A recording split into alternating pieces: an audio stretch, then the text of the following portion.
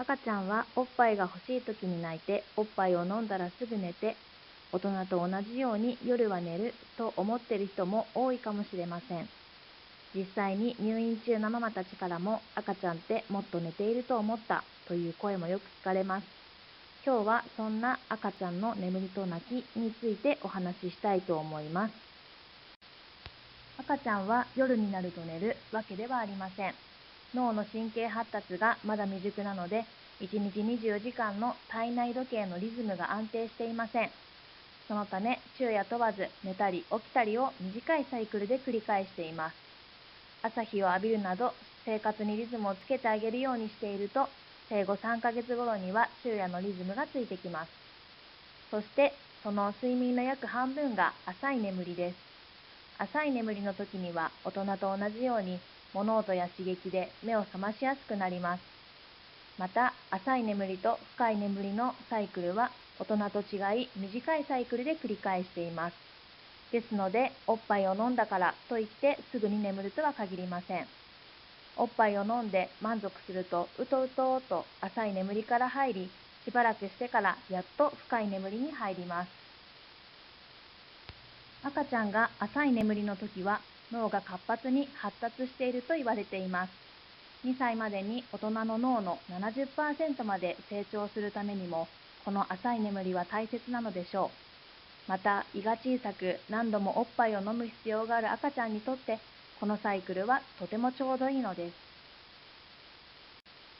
背中スイッチって聞いたことありますか？まるでスイッチがついているかのように、赤ちゃんは布団に寝かされるとよく目を覚まして泣いてしまいます。そのため背中スイッチと呼ばれています。背中スイッチは、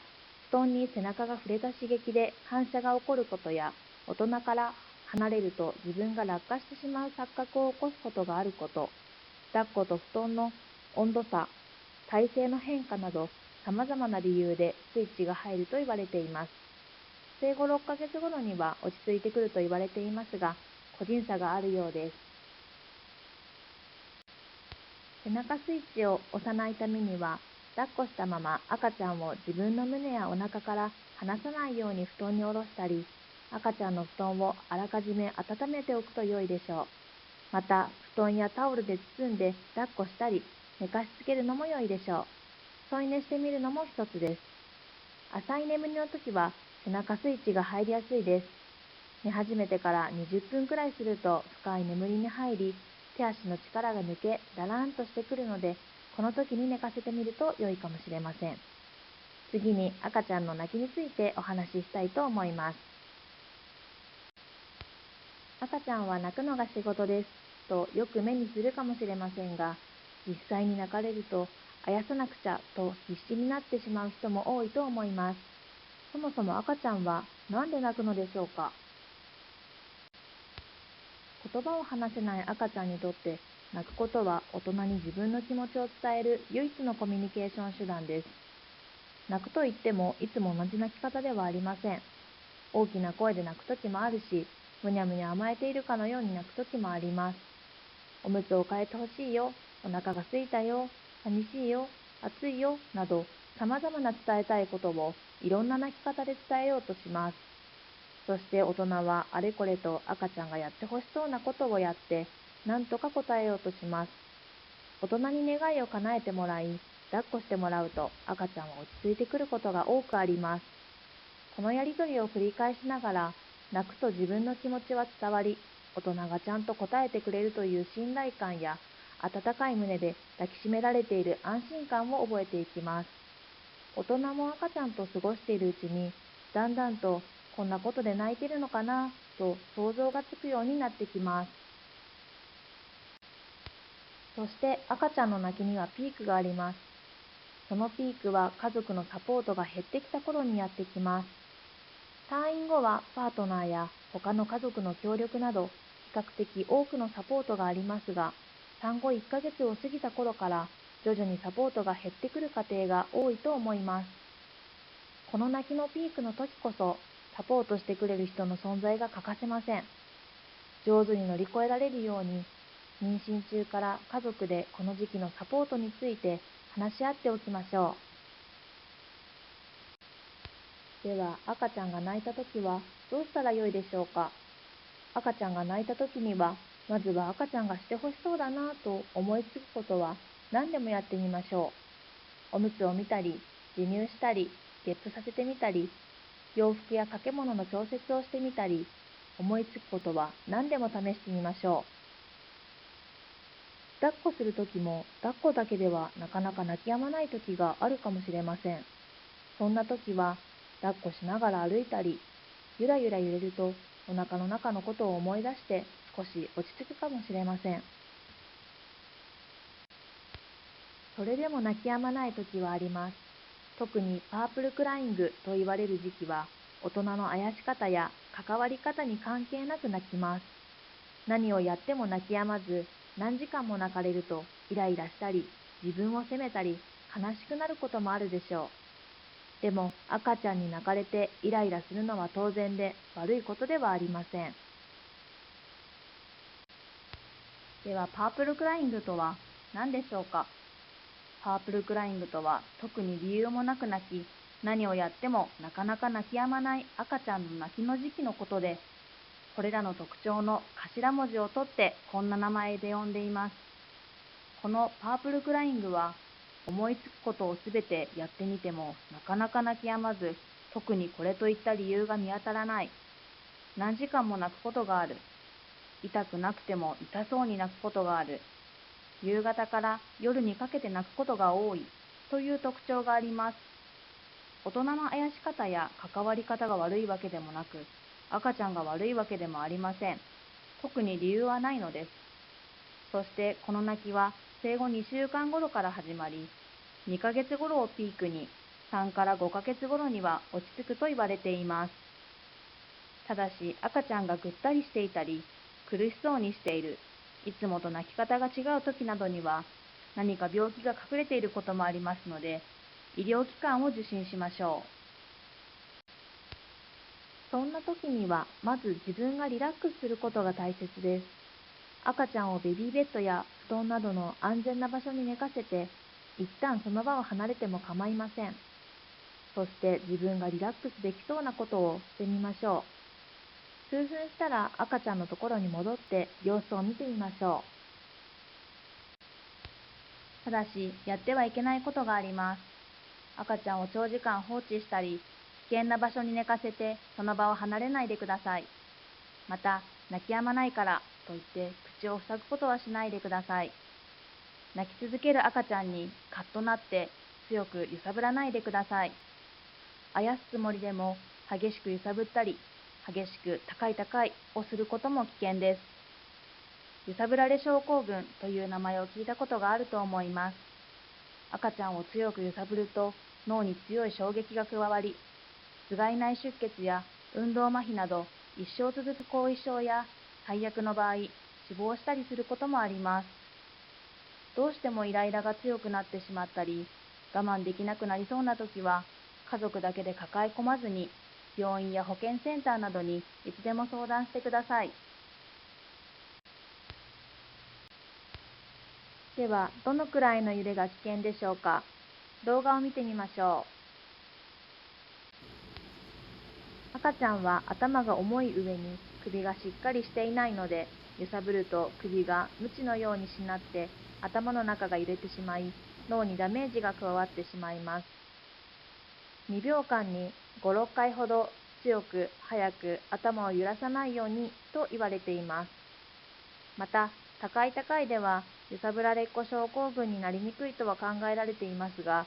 誤って赤ちゃんを頭から落とし、床に頭をぶつけてしまうリスクがあるので、やめておいた方が良いと言われています。厚生労働省のホームページ内に赤ちゃんが泣き止まないという動画があり、わかりやすく説明してくれていますので、そちらも参照してください。最後に、赤ちゃんとの生活は楽しいこともあれば、思い通りにいかず大変なこともあるでしょう。そんな時には、ママや夫婦2人だけで抱え込まずに、他の家族や友人、地域の支援に頼りながら、みんなで赤ちゃんを育てていきましょう。どこに相談すればいいか正直わからないという方もいると思います。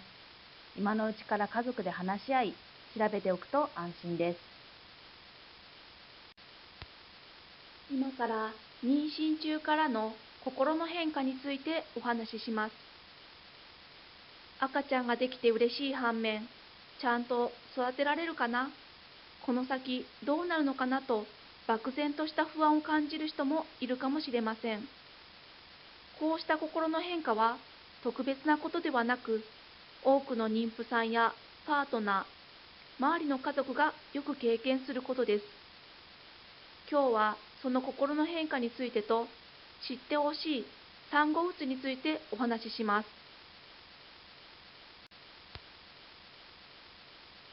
もともと女性はホルモンバランスが一定ではなく、生理と排卵期に合わせて周期的に変化しています。生理前にイライラしたり気持ちが落ち着かないという経験がある人もいると思いますが、出産後は生理に比べホルモンバランスの変化が大きくなります。この変化が体や心にとって大きな負担となり、頭痛や肩こり、だるさや落ち込み、涙もろくなります。この心と体の変化はマタニティブルーと呼ばれ、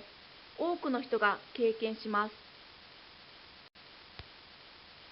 マタニティブルーの原因はホルモンバランスの変化だけでなく、親になることへのプレッシャーもあります。母親だからと一人で育児や家事をこなそうと頑張りすぎることも原因の一つです。また、結婚や妊娠、出産で生活環境が変化することがストレスになることがあります。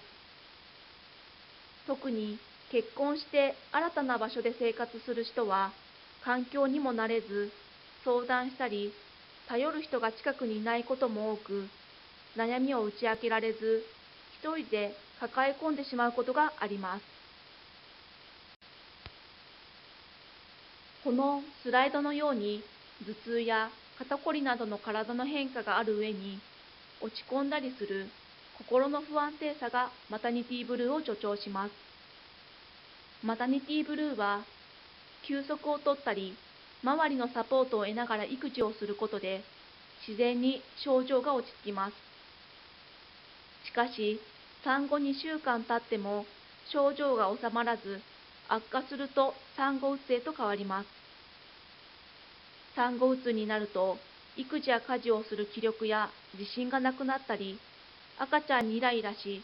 家族に当たってしまうこともあります。症状が悪化するにつれて、子供に対して関心がなくなったり、自殺を考えることもあります。産後うつの状態になると治療が必要になりますが、まずはマタニティブルーを悪化させないためにも、入院中からスタッフが赤ちゃんとお母さんのサポートをしていきますので、気になることがあればいつでも相談してください。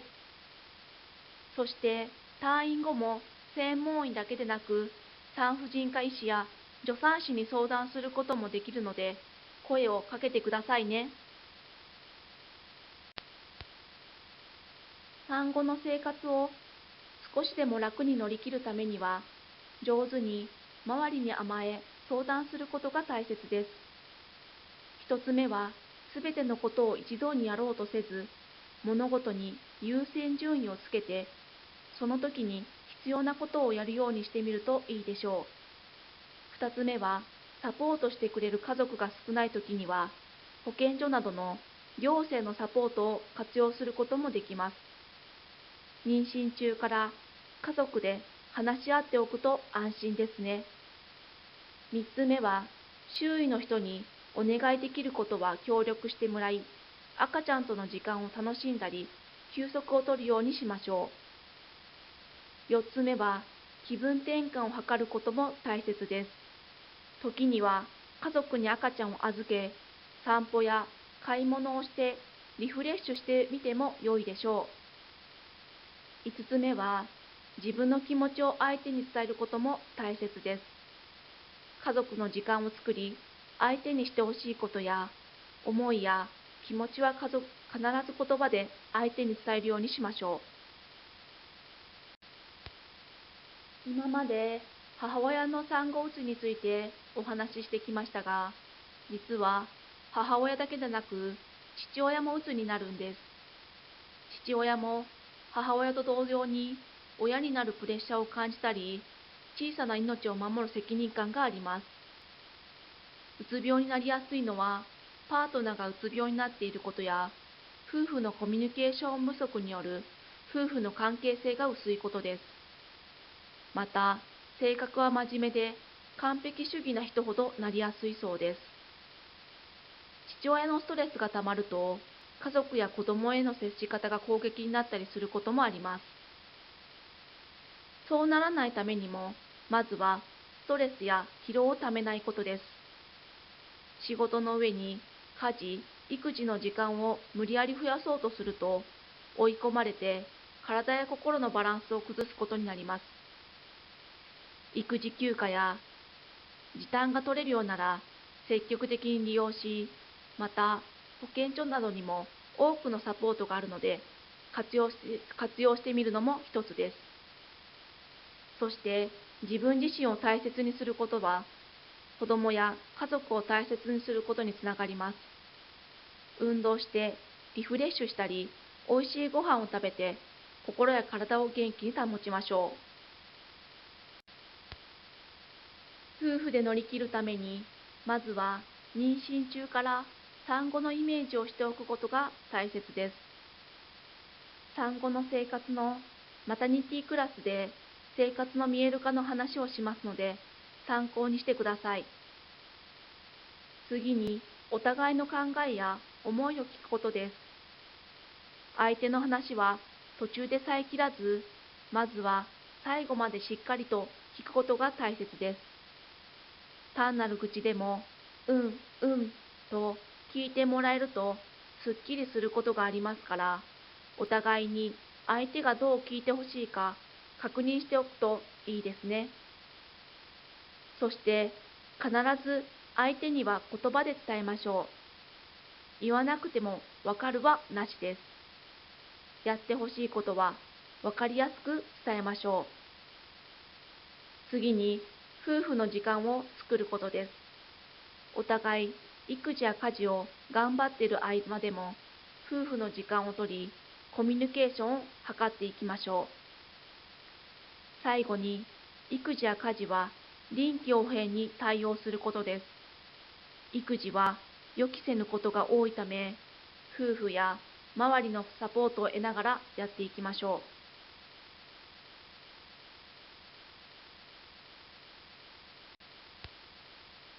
気持ちが落ち込んだり、育児に自信がなくなったりと、心が不安定になっているとき、必ず一人で悩まず、周りの人に相談することが大切です。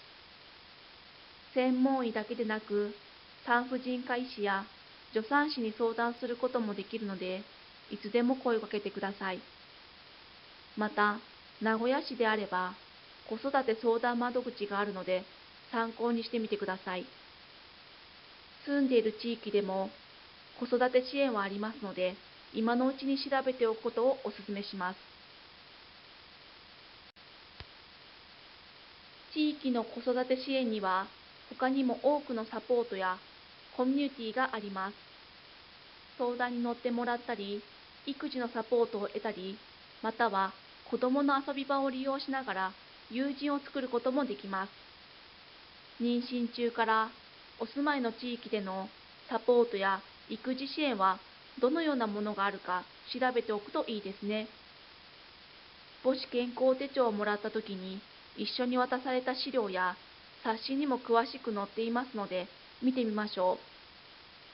う。何か困っていることがあればいつでも相談に乗りますので声かけてください。